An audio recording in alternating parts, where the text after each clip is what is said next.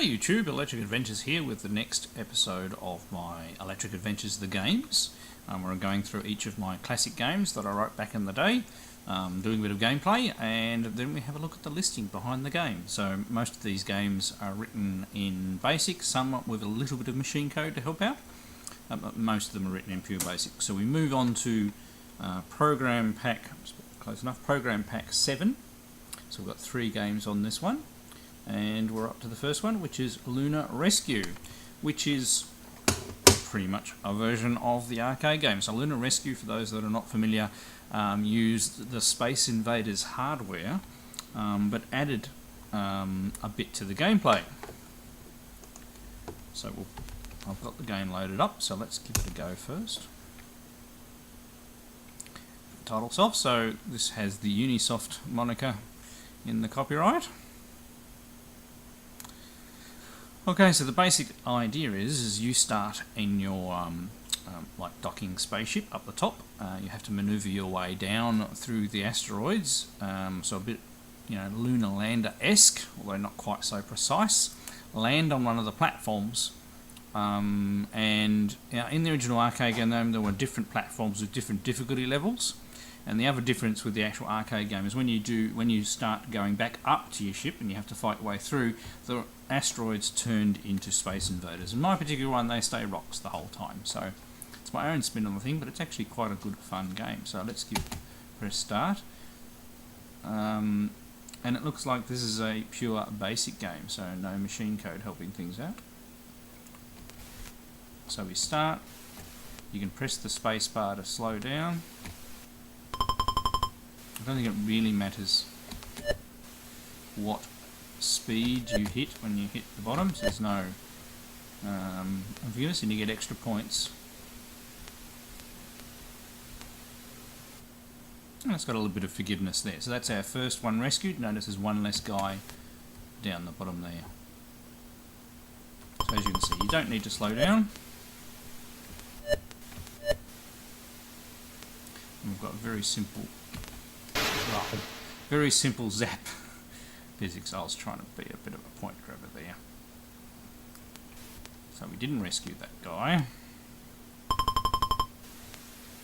Now you can't speed up to go up any faster. And you can't control the mothership, so you do need to think about when you make your run. And it doesn't matter which platform you land on either, which is a little bit different from the arcade game. So I've got one rock left. I think if I kill that last one, we'll get another set of rocks. But it's a... There we go, that's one level. Because remember, I killed one of the guys. I would have got a higher bonus if I hadn't have killed one. Missed. You only get the one shot.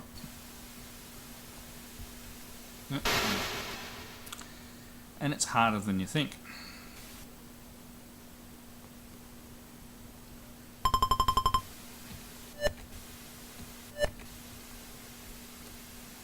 And you can't control your ascent speed.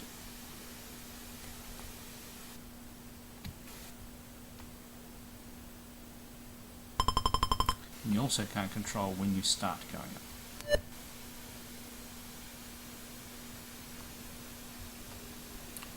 Do that to get clear, and then I don't think I'm going to make it. So it's not a bad little game. It's got a lot going for it. A bit of strategy involved. You just you need to think about the timing of things. So again, you got a bonus of 2 that time. Now it's starting to get a bit harder.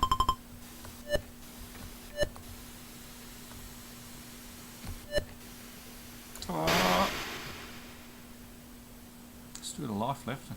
That's amazing. Yes, don't really like being stuck in this corner. We might wait for a better gap.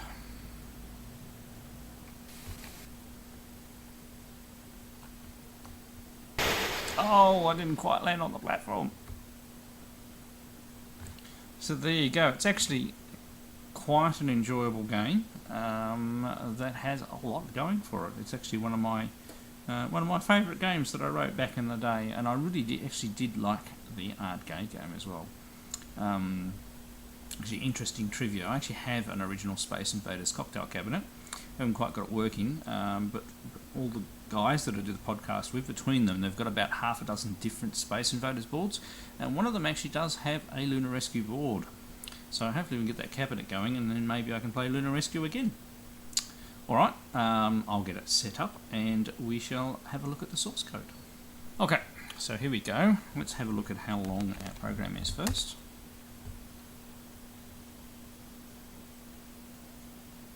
And this one's a bit bigger than the last couple. So we're still going.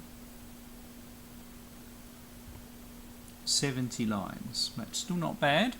And quite a few sprite shapes at the end. So 640 to 700, they're all our sprite shapes.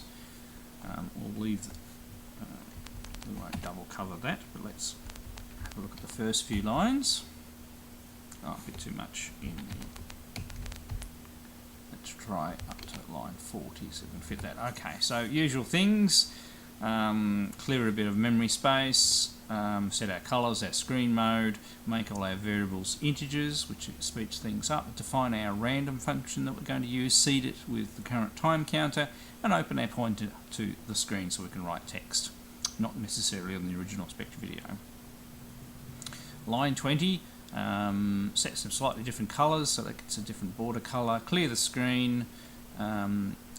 We make a Z a single precision floating point. We dim some arrays X, Y, and C. ZH, so that's usually our high score. And restore 20 restores the data to where we're reading our data from. Right, line 30, we preset, that's how we set our cursor on the graphical screen. Set a colour, and we print Lunar Rescue, that's our title. Then we draw we draw a box, and that's probably around the title, and then a circle, which is our little planet. We paint the circle, and we draw some other little circles inside that, which gets our little craters inside our planet. So line 40, we're still going with a few more circles there. We preset to a particular position, set colour 3, and put our version 2.2. So I obviously worked on this a bit. I didn't often put version numbers and things, and put copyright Unisoft 1985. It wasn't until later on, either that year or the next year, that I actually formally started calling myself Electric Adventures. Okay, so next we read in our sprite shapes. So we've done an awful lot in 4 lines. 50 to 80. Do a lot in these lines too, right? So line 50, we clear the screen. We go and clear all the sprites using vpoke very quickly, and we now use the line box command to draw a couple of boxes, and then we have a draw statement. So these is one of the powerful things in MSX Basic. They also were available in the previous version of Microsoft Basic, which was on the Tandy Color computer. And they're turtle line drawing commands. So inside the draw string, it executes that whole string, and it does it quite quickly. So I'm not going to go through the whole thing, but the first thing, C12, so that's colour 12. BM, I think, is box move, block move. 8, 136, right 8, forward 8, down 8, right 8, forward 8. So this is basically going to draw the landscape down the bottom and do all of that in one command. And then the paint command will fill it in. Line 60, set another colour, foreground and background colour, preset sets our cursor, and then we display our score, our high score, and the values for those, our lives, the stage. Line 70, so it's slightly different colour. We print in black the the point scale on the two landing pads, so 100 times stage. That doesn't change, but it just puts those indicators on there. We put a couple of sprites on screen, actually quite a few sprites. That's probably the mothership and the men down the bottom. Line 80, we probably put our main ship, so sprite 0 with the main ship, sprite 2 perhaps is the flame, maybe, I'm not sure. Go sub 630 might display all our meteors. Set another colour, set our position and press trigger to begin. So this is all just setting up, getting ready for the game to begin. So line 90, we're waiting for the trigger to be pressed. We just go round and round in a circle until one's done. We're looking at the keyboard 1 and the joystick in port 1. Otherwise we set up for our game. So we set up our extra man multiplier, our score, we'll call one of our routines again, lives 5. So routine 610 would probably print the score. The routine at 620 will print the lives. We set our stage to 1. We draw a box probably over the press trigger to begin. We erase one sprite, set sprite 0 to a particular position, set our X or Y, MD, D2, S, a whole lot of variables get set up.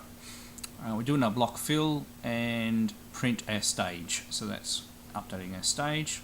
Line 110. Right, now we go through and put all the meteors on the screen, I'd say. So 9 meteors, 3, 3, 3, 3. So this is our moving routine for our meteors. It goes along if they're not equal to their Y is not equal to 219, make a sprite disappear. Then they're on the screen. We get their current X position, I'd say, and we add onto it the stage times 2, so that'll make them move quicker.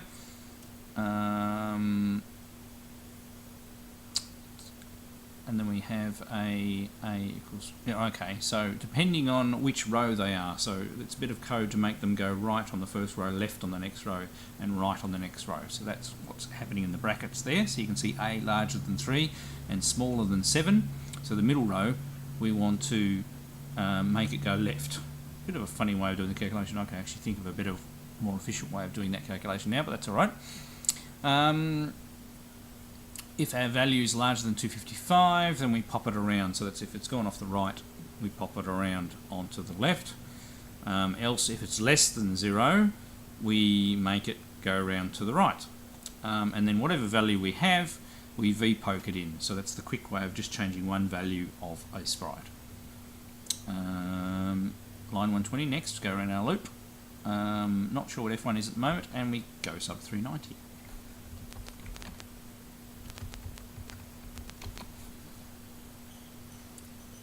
A little bit more simple here. So on 130, we're doing a counter. If we're probably in a particular mode,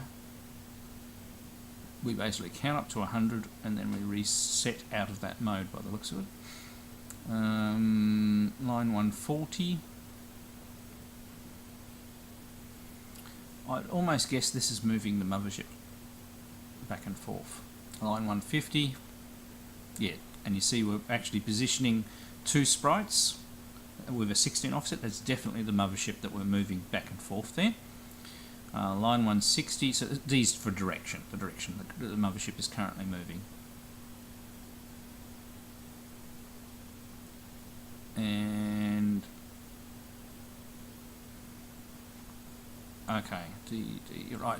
Actually, D is probably not direction. D is actually probably whether our ship is currently docked in the mothership, because line 160 looks like it's sprite 0 and we're positioning it 12 pixels to the left of the first sprite, which will put us right in that house bit, and we're looking for the trigger being pressed, and that way we just go back to line 110. So we're just in this first mode where the meteors are moving, the mothership moving back and forth, and we're inside the ship, and we're waiting until we move out of that mode. And that will probably be the next lines when we're in the next mode.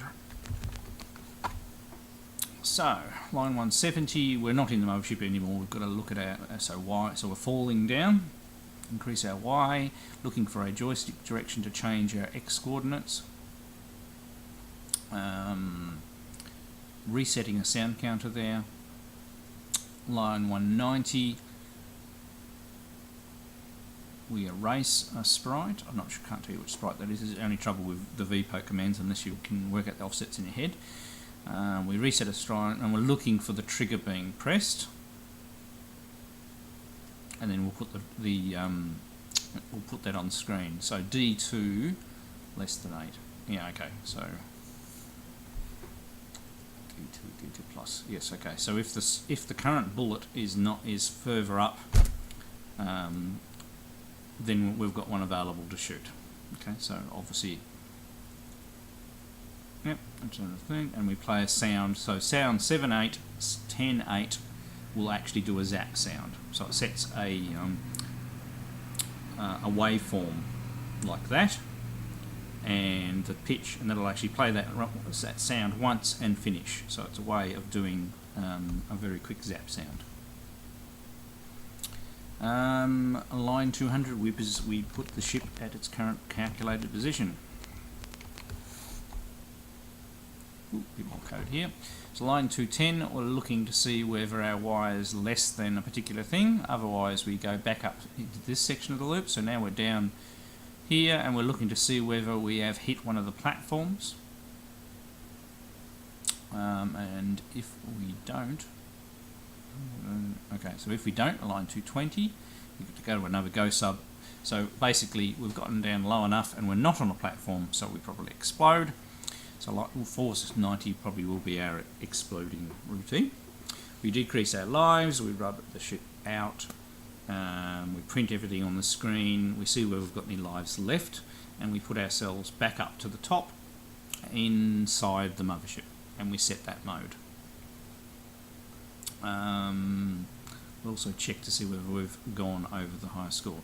So line 230 is when we've run out of lives, we put game over up, we wait a while, we reset our sound, rub out that game over, and go back to 50 and reset our game.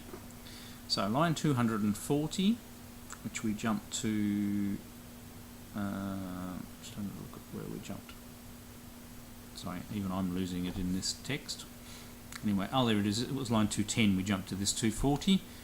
Now we go through and check to see whether each of the meteors are on the screen. Right, so I've repeated the meteor remove routine here, so probably that would have been a good one to functionalise. So there's an improvement that can be made. So this line 240 could have been a subroutine easily. Yeah, we're just moving in the different modes. So this is when we're in the up mode, I'd say.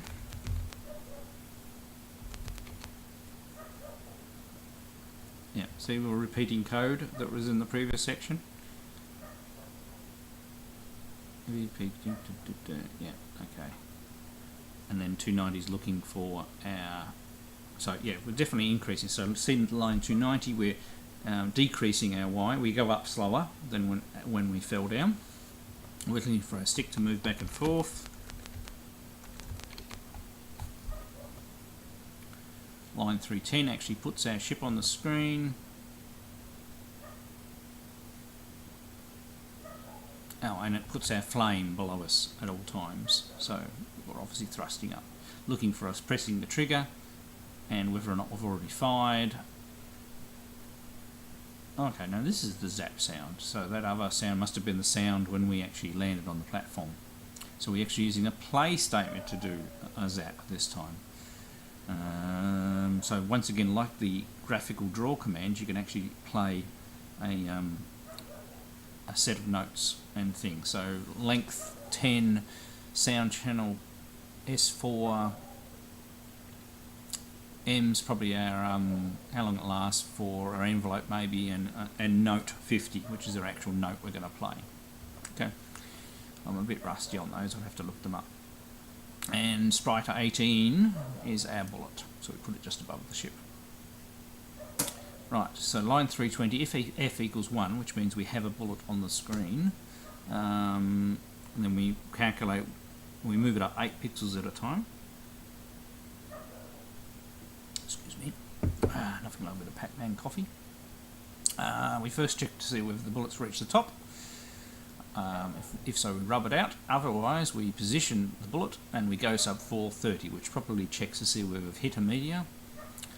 Line 330, see where our Y position is. So if we're larger than 59, we haven't reached the top, so back to 240 and repeat this loop. Otherwise, we've reached the top.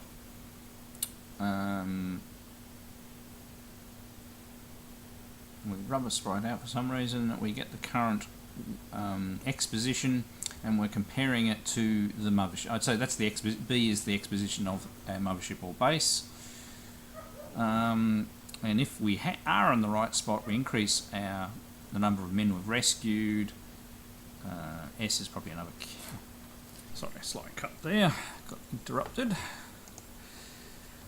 Right, so we obviously haven't done all these lines because I don't recognise the last one there. So yeah, we're basically seeing where we are, whether we're far enough, whether we've got back up to the mothership and docked in it. And if we do, line 340, we put our bonus up on the screen. Otherwise we loop around, we haven't quite made it yet. So now, not typing for some reason.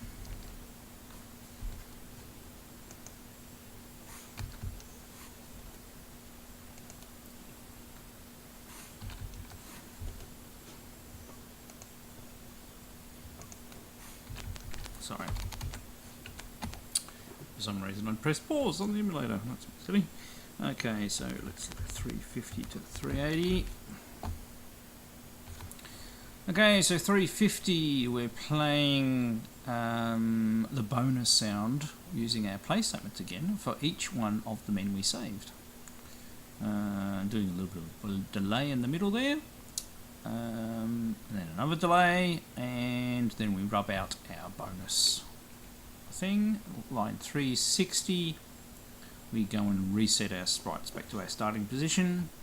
Line 370, we increase our score by the bonus amount we just earned, display it, increase the stage, wait a little bit, call our go sub to go and display. 630 is probably puts the meteors on the screen for the first time. Go to 100, reset back to our original loop. So 380, the first of our subroutines, it erases a particular meteor. Increases the number of meteors we've shot. Right, so this thing here, so if we've only shot 4, we're okay, but once we've shot 5 meteors, then it goes and resets the meteors. So that stops the leaving 1 meteor on the screen to make things easy for yourself.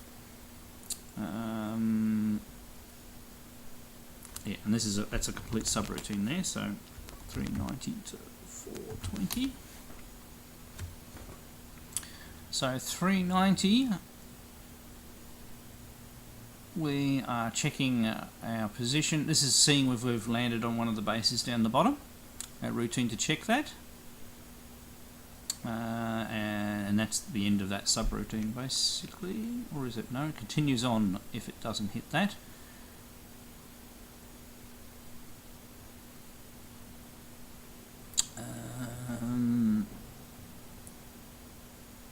I'd say that's seeing whether a bullet has actually hit the one of the meteors. I'm not 100% sure. No, that's looking to see whether we've docked. Still, I could be wrong. It is a long time since I've looked at this code. So next subroutine. Once again, it's doing some detection.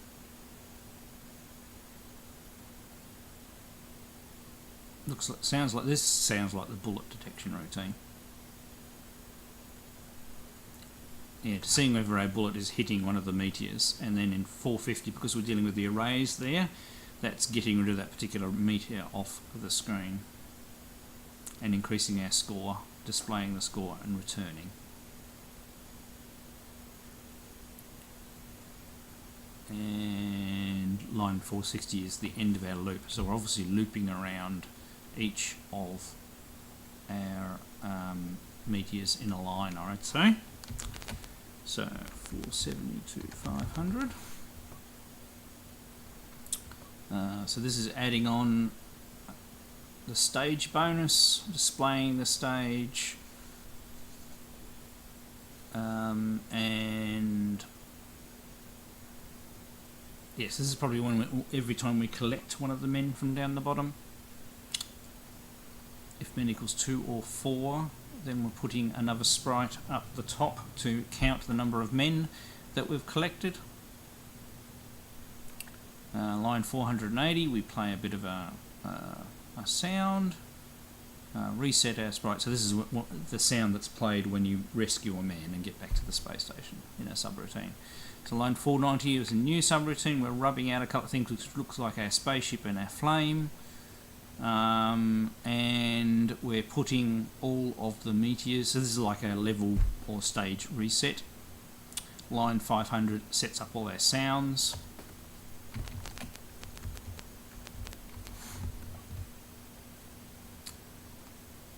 Right, we've got one of those nice on the value in B go to.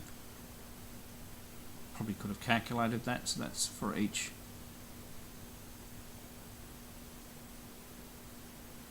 So VPEG thing based on something else, go to 600. Maybe that's, I think this might be the man running to the ship when we land. So it continues along, and then there's a sound played down the bottom when it returns here. So this is when you land and the man runs along and jumps in the ship. All very manually done there. But not bad otherwise.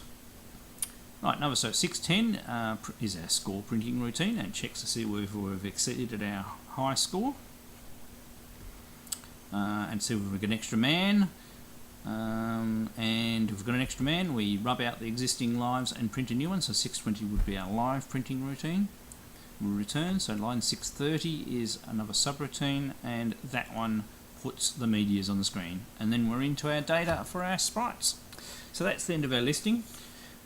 As I said, it is a little hard going through the original listings without me spending some effort going through and putting the comments in that I might have put it back in the original ones, but you know, to make them faster, I scrunched them up.